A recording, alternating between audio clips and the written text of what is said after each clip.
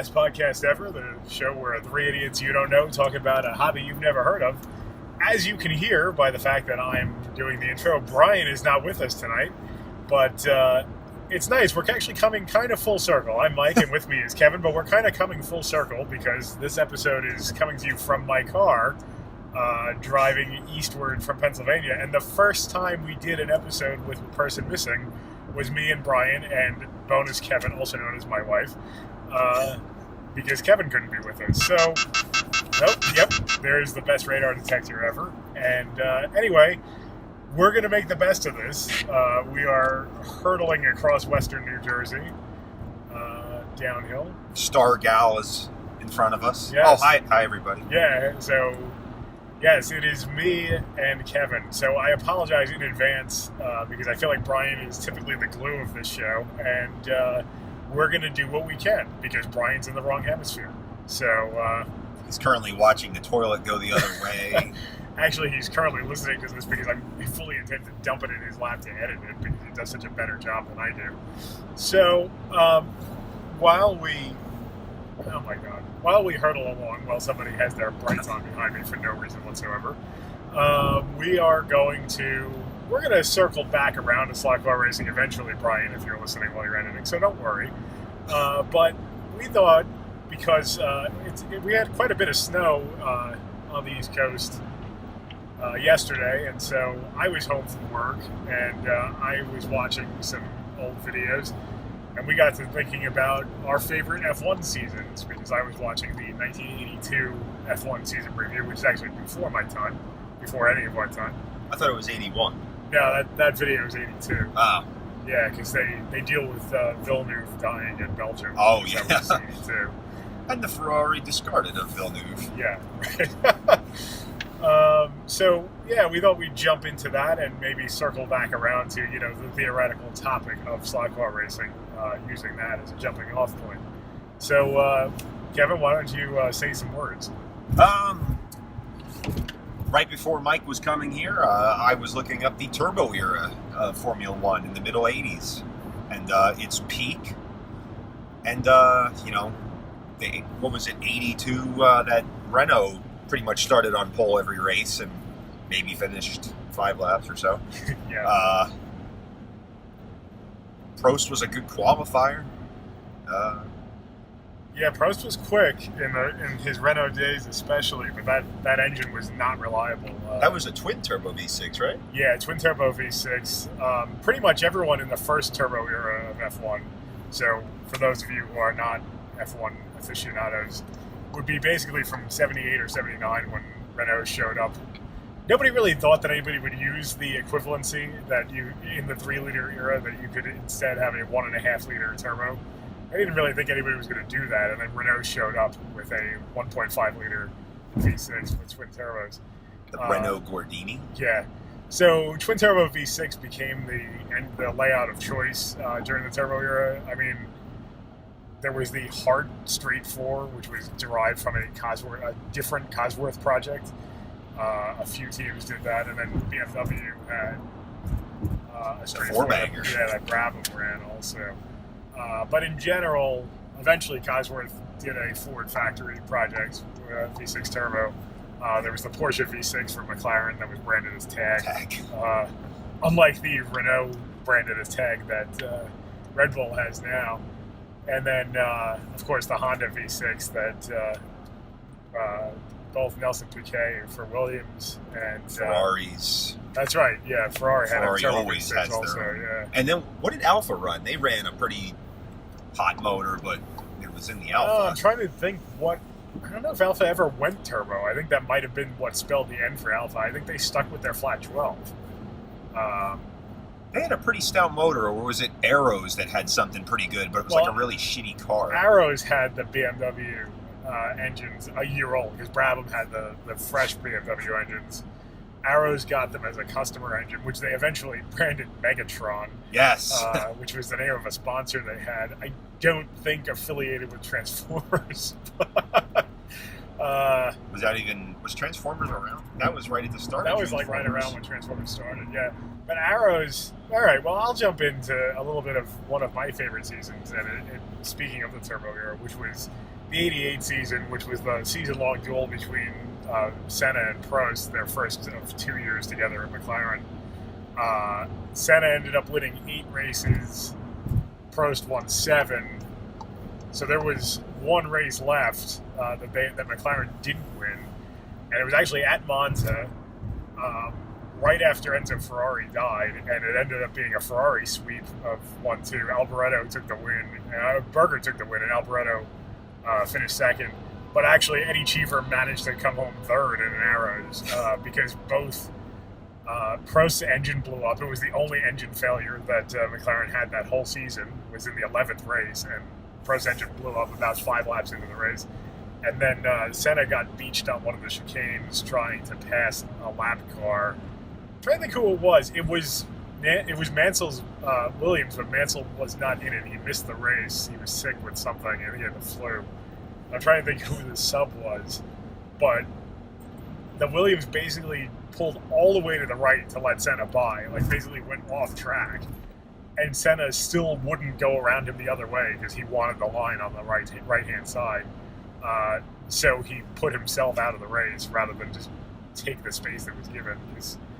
Well, he had a way of not taking yes for an answer sometimes, but Just like Villeneuve. yeah, good show for Arrows, though, getting on the podium. But, an epic battle all season. The MP4-4 that McLaren had that year, which was their last turbo car, is, generally, it's one of the 2 F1 cars that's in Forza 7. That's right. It's generally considered, one of the great F1 cars of all time for that dominant year that it had.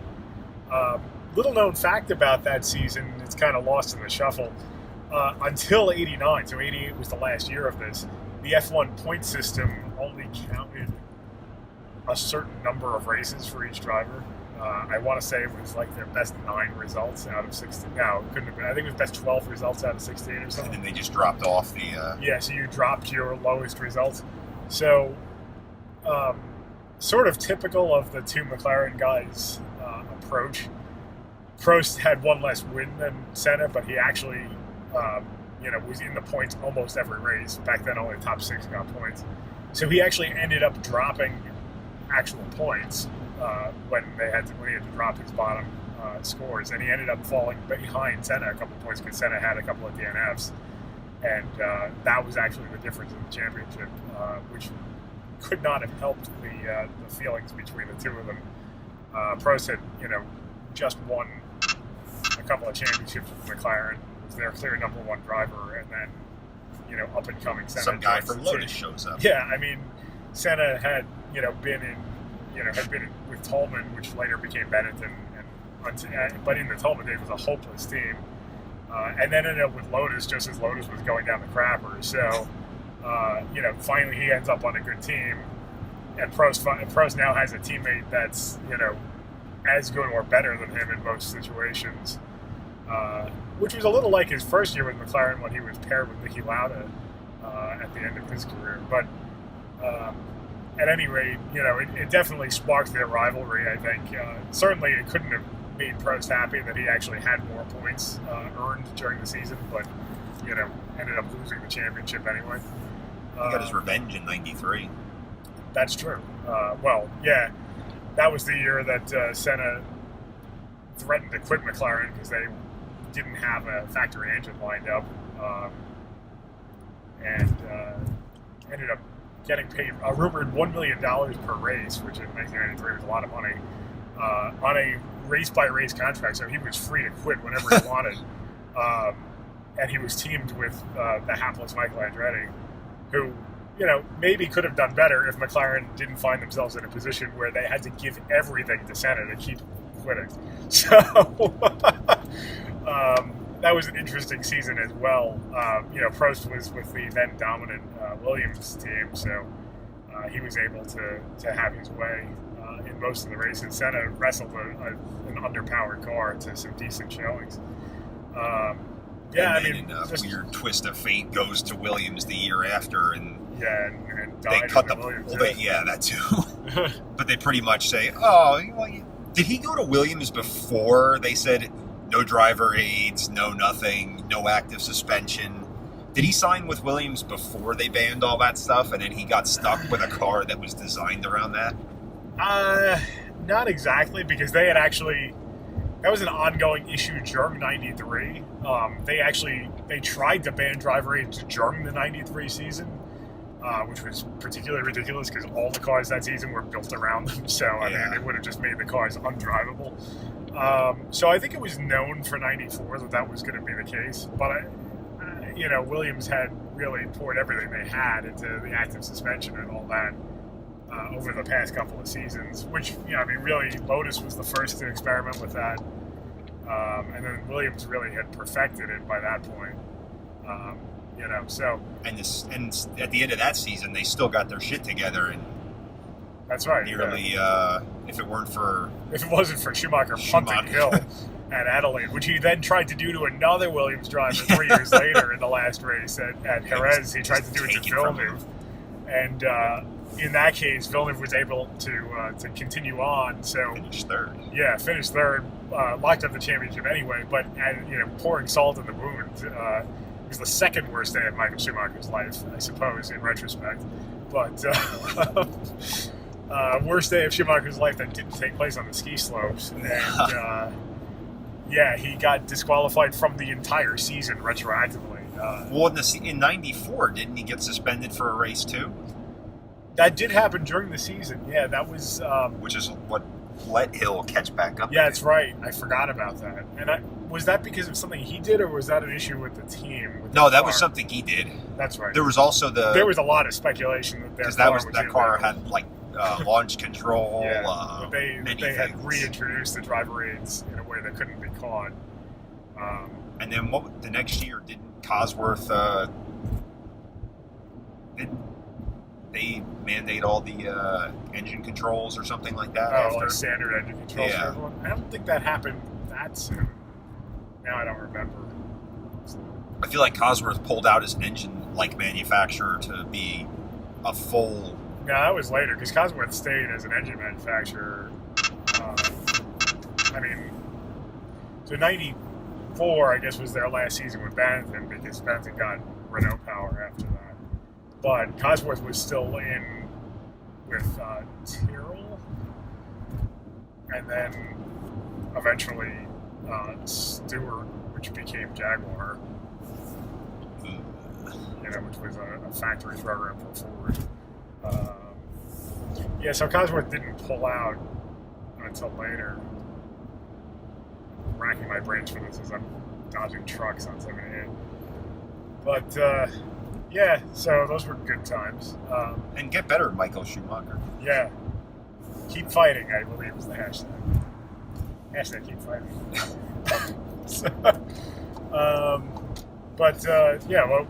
What were you were talking about before we came on about the Raikkonen? My favorite F1 season, and pretty much the first season I watched start to finish every race, was the 07 season. Schumacher leaves, and I remember the last season, I watched the end of 06 to see Schumacher close the gap to Alonso, only to blow up in Japan, I think it was, while he was... Right. The Ferraris had dominated the last half of 06 and then pretty much shit the bed in Japan. But in the last race of the year, I remember Raikkonen was right behind Schumacher trying to get around him, and Schumacher, in only his way, pretty much cut him off to say, not yet. And then Raikkonen went to Ferrari. Won in, where did it start? Australia that year. Went on to make an awesome last race win. I think Hamilton went into the last race in Brazil leading Alonso. That's right. And Raikkonen was third. Yeah. And Hamilton totally fucked the start of that up. That's right, yeah. He went off a couple back, times. Yeah. Had problems with the car. That's at Brazil, right? Yeah. Interlagos? Yeah. That's a weird track. It is, yeah. Well, it's left hand. I mean, it's a left-handed track, which is already kind of weird. Stupid off-camber fast corners. Yeah, the whole pit straight is a long banked corner, and then it runs downhill into an off-camber right, off-camber left. Yeah. Yeah. But either way, Raikkonen comes back to win. And then in 08, Raikkonen pretty much gets wiped out on pit road by Hamilton, I think, That's right. costing him any chance. So it's up to Massa to win. But his lack of knowing how to race in the rain. Yeah, that really hurt him a couple times last season. What was it? I think in 08, like in Japan, Hamilton pretty much tried everything he could to wipe out really everybody on the start of that race and push Massa off. And was that still at Fuji? Yes, that was the last year at Fuji. Yeah, there were a couple of years there in the 2000s where they switched from Suzuka back to Fuji, which was the older side of the Japanese Grand Prix, but it had been, the track had been changed pretty drastically from what it was like in the Hugh The straightaway on that. Yeah. The main straight, that was huge. Yeah. Yeah, long main straight downhill into a right-handed hairpin, right? Yeah, and then a quick left. Yeah.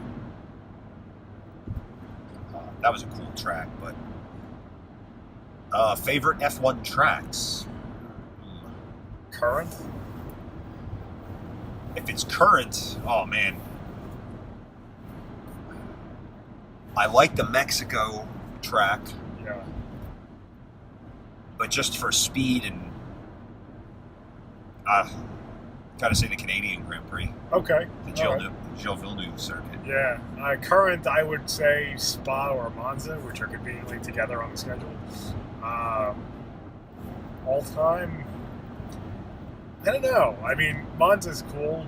I actually think that Imola was better. I like Imola. Especially before they added all the chicanes, which of course, again, ties back into Senna. But the Ratzenberger wreck. Yeah. That was even more more of a weekend. brutal That was wreck. An even uglier wreck, yeah. But and not just those two, it was Barrichello. Oh, well, that weekend. Barrichello was horrible. Barrichello had a horrible wreck that same weekend. I was actually thinking about at the same corner of Tamburello where Senna died in '94. Gerhard Berger had a spectacular crash. I want to say it was '87. I think he was still at Benetton. Which was an even scarier crash. The car was upside down. There was fire everywhere. Definitely a worse looking crash than Senna's, but that goes to show that it doesn't always tell you what you see. Doesn't always tell you what kind of damage the driver is taking. Villeneuve was pretty nasty. Yeah, that was. Well, yeah, that's an obvious exception. Because anytime the driver is out of the car, he's pretty much screwed. So was he was still in the seat too, right? The seat. Did the seat come out with him? Yeah, he was still, and I don't really understand how. He was still alive till later. He died that night. I doubt there was probably much they could have done for him. Just thinking about the fact that he got launched out of the car, I don't really understand. And now we're getting into F1 car design from before either of us were born. But why was the seatbelt holding him to the seat and not to the chassis? Yeah. I would think he would be strapped to the tub and the seat would just be under him. But that's apparently was not the case. So, and then a couple weeks later, was it Patrese who was the teammate? Oh, Pironi. Yeah. Pironi and had a horrible accident that ended his career. Yeah, ended his career. And the other guy died, actually, at the start. That was the next race. It was the start of Canada. Yeah. Whose car didn't start? That was it. Not Prost. What? No, someone did. The other Renault didn't start, and he was. Yeah. It was total chaos at the start. That Ferrari accident, though. That car did not have a good year. No. And if it weren't for that wreck, he would have won the title if it weren't for that. Yeah, one of them or the other really should have won the title. Pironi ended up second in the championship despite missing half the season. And they won the constructors' title. Yeah. Yeah, it was. That was. Yeah, I mean, so the '82 season again. Neither of us was even alive for that, but we we know it fairly well from this recap video with what I would describe as Brian-esque narration. British Brian-esque Yeah, narration. pretty Ooh, that'll much. be a cool image for the meme. British Yeah, Brian. Hey, there you go.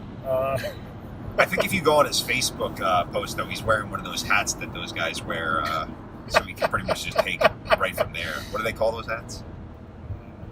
I'm not Like sure. those flat ones that like Mansell would wear. Oh yeah, like I have also been known to wear. I think Yes. we could probably find a picture like that. I don't know what you would call that hat.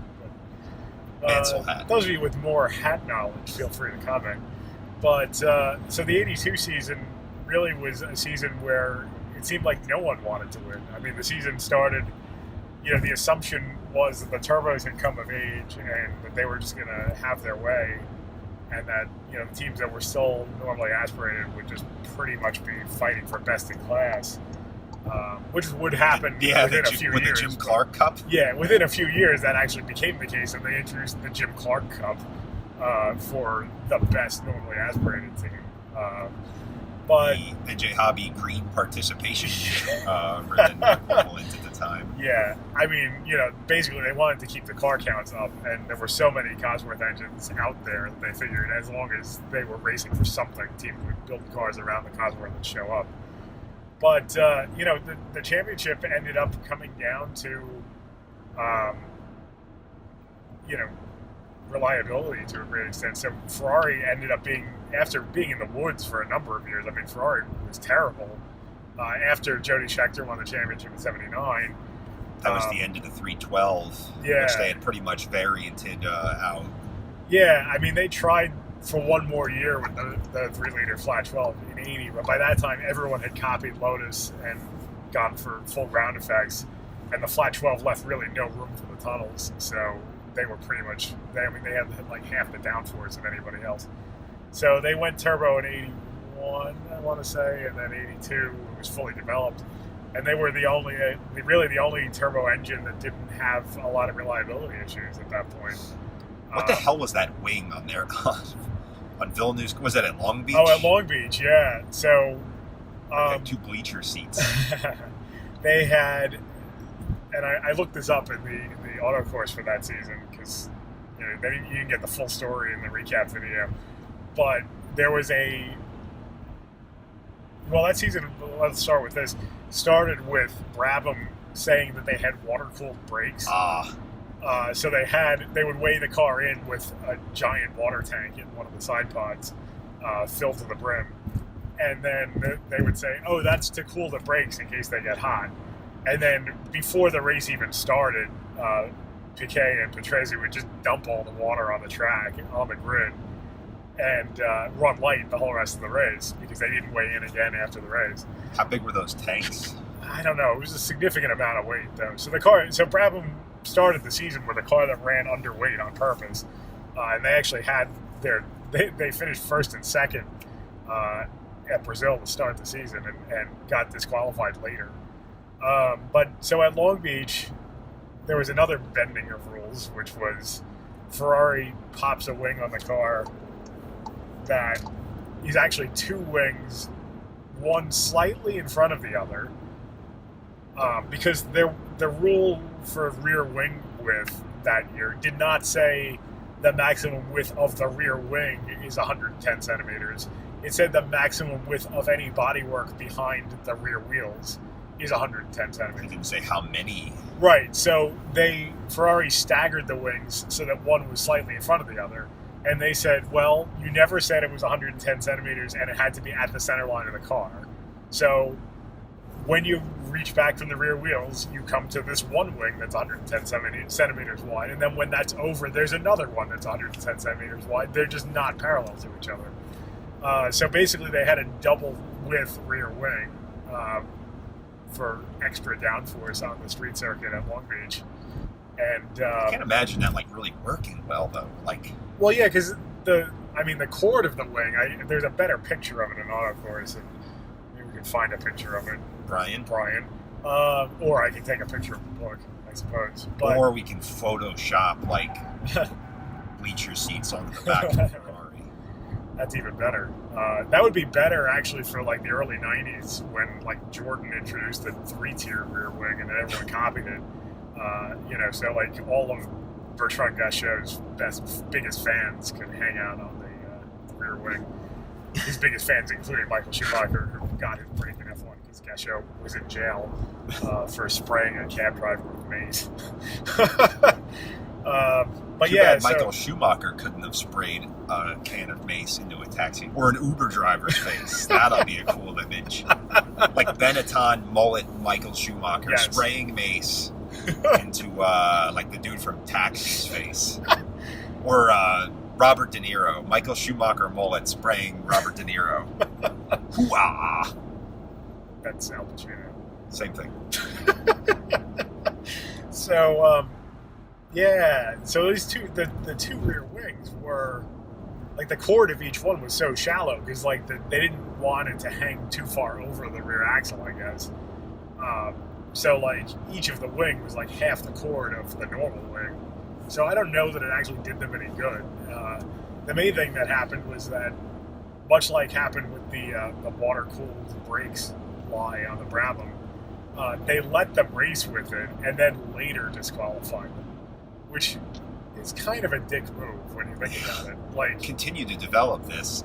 Yeah, like waste your time on this, and also like bearing in mind, it's a perfect illustration of it, that, Villeneuve actually did die in the car that season. Yes. Like, every time you strapped into a race car in those days, and, obviously to an extent today, but certainly in those days with relatively primitive safety Well, how much do you think he was just drawing that much harder because of how pissed he was from the week before? Right, yeah. So, this was an intra-team rivalry, which is, to me, one of the most interesting things that happens in F1, I mean, it happens a lot that one team has just head and shoulders the best car.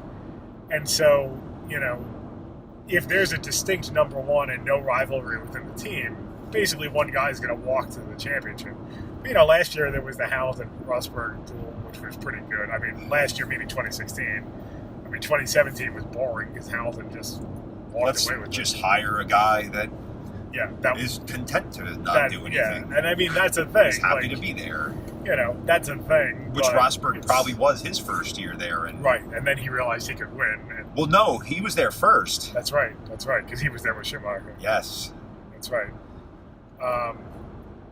That guy is driving on the shoulder. Cool. At regular speed. So, yeah, and that's weird because Ferrari is all about team orders, let alone in Italy. Yeah, and they were racing pretty hard too, and they had the race in hand. Yeah, that was at Imola, which was the San Marino Grand Prix. Tifosi are going crazy. Yeah, it's even more Ferrari country than Monza, and Villeneuve had been the number 2 guy at Ferrari while Jody Scheckter was there, and then. It was his time to be the number 1 driver finally. And, Pironi was supposed to be the number 2 guy and did not feel like being that.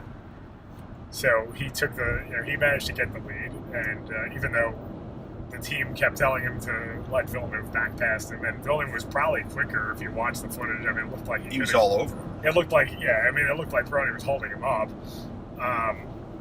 But for whatever reason, maybe thinking ahead to, changing teams in the future, whatever, wanted to show that he could win a race. And, Villeneuve was not a happy camper. He said he would never speak to his teammate again.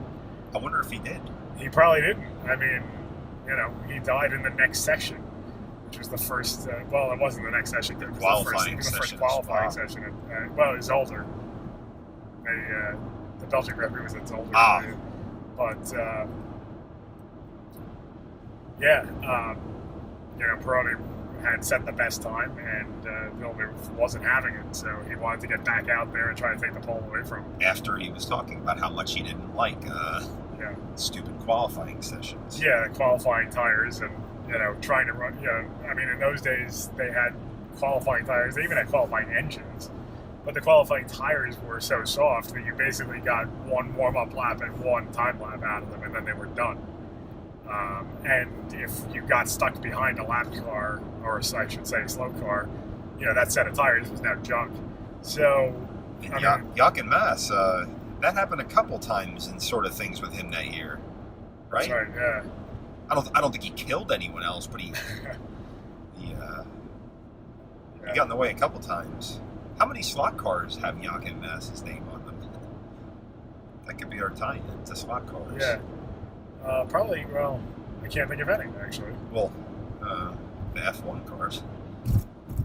Whose name do you see the most on slot cars? I'd have to think of old H.J. Stuck.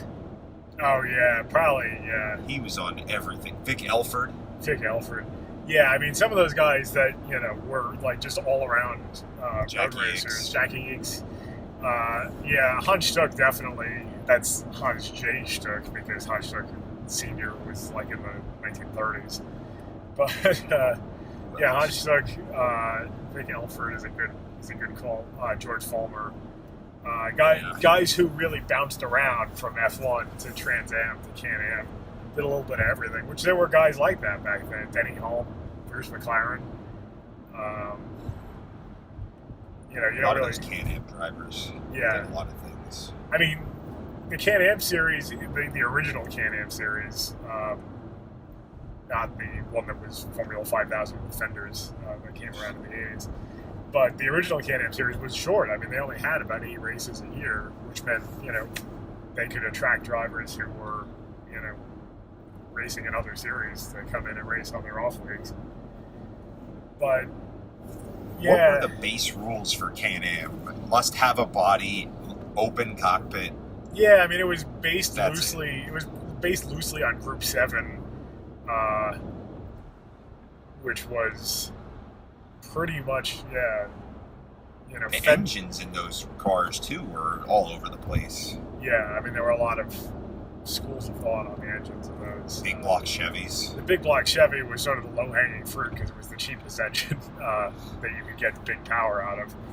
And they were running, 500 cubic inches at that time, if not bigger. And then, yeah, like in the McLaren. what were some of the other, like the Matra? No, that was that not? no. So this is where we get into the Can-Am problem of slot cars. Ah, The corollary to that's an Indy in slot car land is that any car that has fenders but does not have a roof is a Can-Am car. so any LMP car. Technically, yeah. So this is where we could get it, like you said, that's an Indy. Well, that's a Can-Am. Right. The NJ Hobby thinking of classes, allow the Ferrari 312. Yeah, the Ferrari 312. The Matra is the same thing. I mean, that's a Group 6 car, along with like the Porsche 936. Those were. But what we used to race Can-Am, it was the Porsche 9083. Yeah, which the is Chevron. also a Group 6 car. Oh, is it really? Yeah. Oh, what about the Chevron? The Chevron was actually a Can-Am car. The Porsche 91710. Not a Can-Am car. That was one of my first 132s. The 91710 was a Can-Am car. Yes. The sorry. Jägermeister, which was driven by Vic Elford. Yeah. That was a Can-Am car. The 917 Spider that didn't have a wing in the back, that just had the fins in the back, was a derivative of the 917 Longtail without a roof on it that was developed to run in a few other races, like in the Inter Series, which allowed pretty much anything, which was a sprint series, and so they thought that it might be better to have less drag from not having the roof on the car. But how many cars did Chaparral make that were pretty much like they were like, I don't know about that? I mean, the only one that was really called into question was, I guess, the 2J was the sucker car. Yes. Yeah, that was the only one that was really like called into question. Also driven by Vic Elford. That's right. And in two, like a few races, not like 2. Yeah. But yeah, I mean, on slot cars and F1, it would be like Scalextric started making new F1 cars every year at some point in the 2000s or so. But it would be nice to have more eras of F1 represented in slot car form, I think. I mean, Cartrix has the late 50s, early 60s covered. Scale Extric has done like the late 60s with the Lotus 49 and the Gurney Eagle and a couple of those. They've done some 70s now. Yeah, I mean they did the later 70s. They did the McLaren M23 and Ferrari 312. The which was the era that shortly after that was made popular by Rush. And they even did the McLaren MP46 and Williams FW14 of Senna and Mansell's battle in '92. That was such a cool car.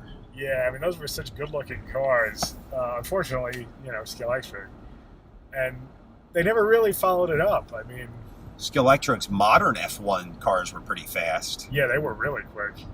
Namely, the Williams Walrus of the Montoya car. Yeah. So, but yeah, it's tough. I mean, I guess, there is no like high-end mass market F1 cars like Slot.it or NSR. Well, what about the poly cars that are? Yeah, there's Polycar. That's about it. And they started doing some of the 70s. Which Later. You could use the chassis on. Another cool F1 car. Back to F1, the Braun GP. Ah, yes. The BGP01. Right, which was supposed to be the Honda, but Honda had folded their F1 team at the end of the '08 season and left this fully developed chassis but no engine. To Ross Braun. Yeah, to Ross Braun, team manager. And really the brains behind all of Schumacher's best days. And, managed to get Mercedes power. Engine crammed into that car. And they used their own transmission in that car, they said, which was like totally... Yeah, totally different from the McLaren gearbox. They had to make it work. And the balance of that car was, shit. Yeah. As shown at the end half of that season when Red Bull pretty much spanked everyone. That's right, yeah. And, but they already had it wrapped up. Yeah, once Red Bull caught up to Braun, because Braun was really the team that, that was the double diffuser era, right? Because that was the first year. That was the first year, and no one really... I think, Toyota had something similar to it? Yeah, Toyota had something, but their engines were no good. But yeah, so I mean, basically, they made some radical changes to the aero rules for F1 that year. Throughout the 2000s, the cars had sprouted a lot of topside aero that they banned. They made the rear wings smaller. They made the front wing bigger. Lower, wider. Yeah. Well, what that did was make the cars really imbalanced. I mean, all the downforce was at the front of the car now. So it was only, the difference between the haves and have-nots that year was who figured out how to sneak basically a bigger diffuser in there. And no one's to outsmart Adrian Newey. Yeah. Yeah, except, Ross Braun outsmarted him briefly. First. But Newey figured it out, yeah. The right way. And then went on to pretty much kill everyone. Yeah, until that. Well, pretty much Red Bull ruined the V8 engine for everyone. Yeah, I mean, as long as that formula persisted as Formula One, Red Bull dominated it the rest of the way. Because Newey figured out how to get the most out of it, and that was it. Which happens. I mean, the formula that is Formula One changes periodically, and one team eventually becomes the best at that version of the formula. Now, is the Braun team that then, is that technically the Mercedes team now? Yeah. Who pretty much had the motor for the current formula already done at the time of, hey, let's make turbo engines, and Mercedes like, we've got one. Yeah. So they've had I think they had a year head start because they were kind of pitching that, and now there's this whole 6 different pieces of the engine. Right. Yeah. Mercedes was definitely ahead of the curve on that, on developing the engine for the current generation of Formula One, and that's why nobody's had anything for them. I mean, I thought that one year was pretty funny. It was either 2012 that Alonso had a chance to win the title with a really horrible Ferrari that year. That's and he just was like kind of there, and from Weber and he could have done what Keke Rosberg did in the '82 season we were talking about, which was just be there basically. Show up. Rosberg won 3 races that year, and no, 2. No, I thought he won 1. Or no, he did win 2. He won 2. One was that he was he ended up getting the Brazil win after the Bravos were DQ'd. So he won one race essentially on the track during the entire season, but he won the championship. I don't know if Alonso even won a race that year. Yeah, I mean, he just kind of hung around and like scarfed up some points when Webber wasn't happy. Yeah. But, what did he say at the end of that race where they drove into each other? Something about like a team order code on the radio. Oh, that's right. Yeah. Well, not to change the subject, but we are almost to NJ Hobby, which was our destination. We are going to do a race right now, which is very exciting. Our favorite. It's our favorite race, sort of. One of our two favorite races. So we're doing Group C tonight, if anyone's there. The last time we tried to run this race earlier in the season, literally the only person that showed up was yours truly. Our other favorite race is Group 5. Which no one showed up for. The last time... What is happening? We're stopped for no reason. Oh, somebody's crossing the street very slowly. There's a 2016 or 2017 F1 Honda power unit in this Civic in front of us. That must be it. So, we didn't even get into grid penalties and all that bullshit. Oh, yeah, we didn't touch any of that. But so we're going to race some slotted Group C right now. We're going to do a non-magnet class and a magnet class, which means in the non-magnet class we'll be running... Actually, in both classes, I'll be running... Pretty much. Yeah, I swapped flat over. 6R. Is that what you're running? Yeah, I swapped to this. It was lighter, so better balanced. The motor of all motors, other than the ball bearing motor... which is taken over, I think, on our... Well, because you can't have it. I mean, that's the... And you always want what you can't have. Exactly. I mean, you can have flat 6Rs, but you can't have ball bearing motors. So that's what we want now, because it's what we can't have. But we will be running those, and maybe we'll do a quick recap later, tack that on. Maybe we could just do a quick phone footage of we'll have some race footage. We also have a BRM 962 with us tonight, which will be cool. I brought my BRM with me. Cool. Not my BM, my BRM. All right, well... And if anyone shows up with a Group C car not a 962 or 5.6, even a 5.6 pretty much, also BM. So that'll do it for now, and I hope you enjoyed our jaunt across New Jersey, which happened awfully quickly. Very but we fast. Definitely observed all legal speed limits. Of course. And we saw a car drive on the shoulder at speed, which was pretty neat after all this weather. So normal service will return. I suppose next time we'll have Brian back, which means you'll have something resembling a show other than just us talking while we're driving. But... we stayed on topic, actually. We did. Really good. So maybe we need to busy ourselves with something like driving to stay on topic. But anyway, that's it for now. We'll see you next time. Have a good night. Bye.